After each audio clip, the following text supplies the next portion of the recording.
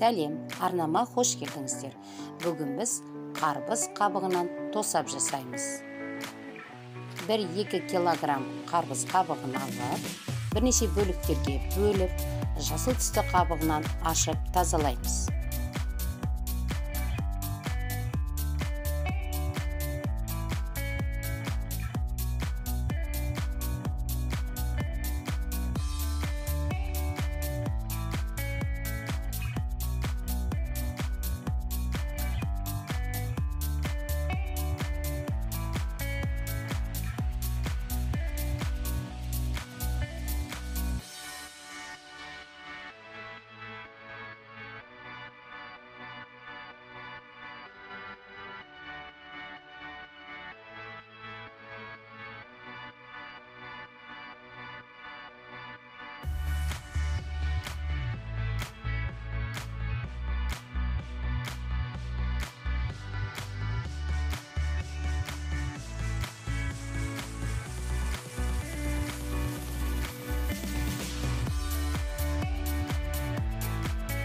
Жасыл қабығын ашып болғаннан кейін, қарбыз қабығын жұқалап қана, сәл ғана сопақша етіп турап шығамыз.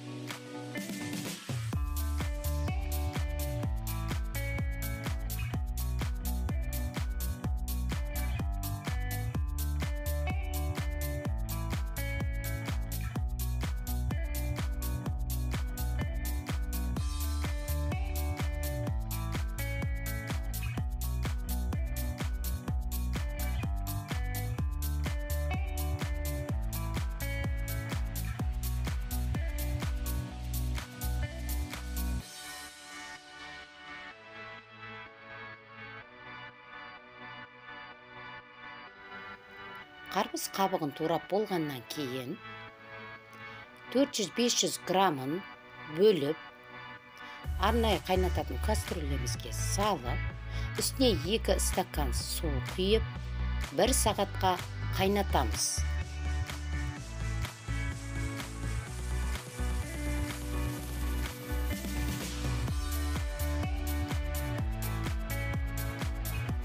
Бір сағат қайнаған қарбыз қабығын алып, судан тазаланған блендердің ыдысына салып, блендердің көмегімен езгілейміз.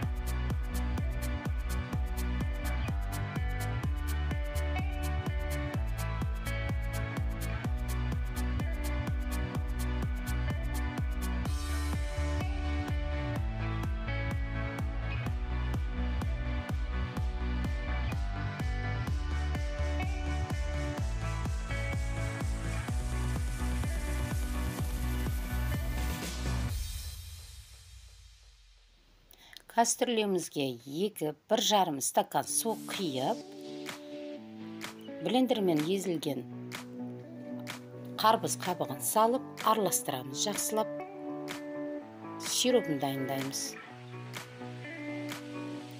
Шамалы қайнатып аламыз да, оның үстіне тәттімізді саламыз.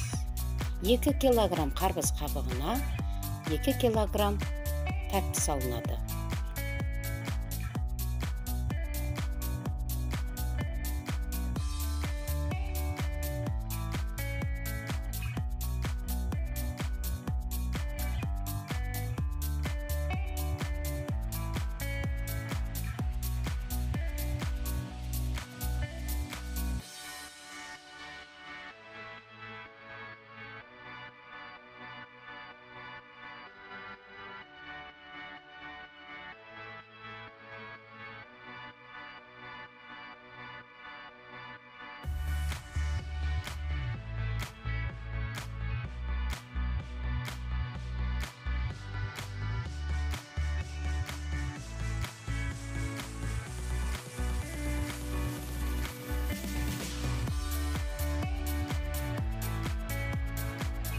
Тәттімізді жақсылап араластыра отырып, ертіп аламыз. Керемет сироп дайын болады.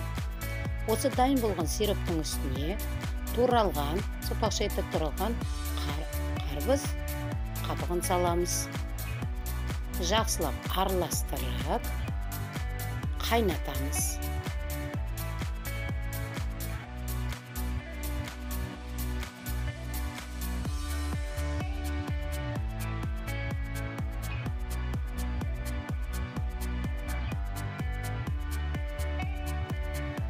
Қарбыз қабығын бастапқыда 10 минут қатты қайнатып, одан кейін баяу отта жай ғана қайнатамыз 1 сағаттай.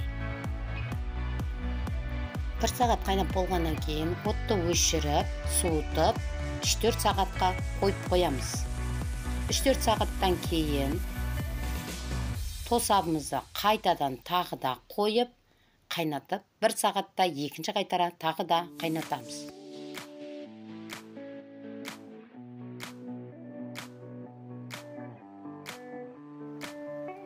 Тосабымызды екінші қайтара қайнатып, суытуға тағы да 3-4 сағатқа қойып қоямыз. Мінекей байқасаңыздар, тосабымыздың ремін кіріп, өте қоюланып, дәмді көрініп тұр. 3-ші қайтара тағы да қоямыз. Тосабымызға қалампырды, лимон шырынын қосамыз. 10 дана қалампырды салып араластырамыз. Дәм кіргізеді өте. Лимонымызды 2-ге бөліп, қолымыздың күшімен сыға отырып, лимон шырынын тамызамыз.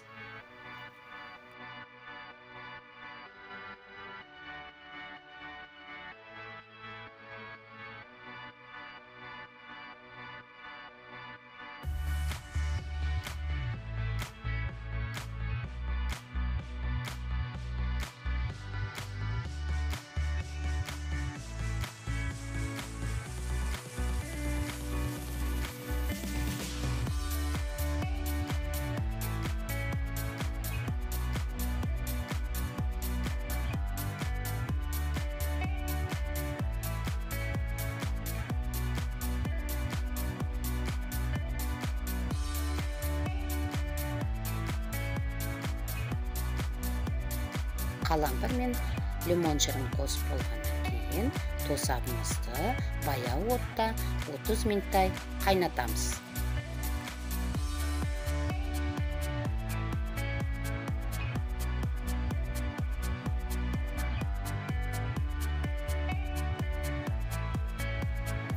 Қайнап жатқан тосабымыздың бетіне шыққан көбігін салфетканың көмегімен алуға болады.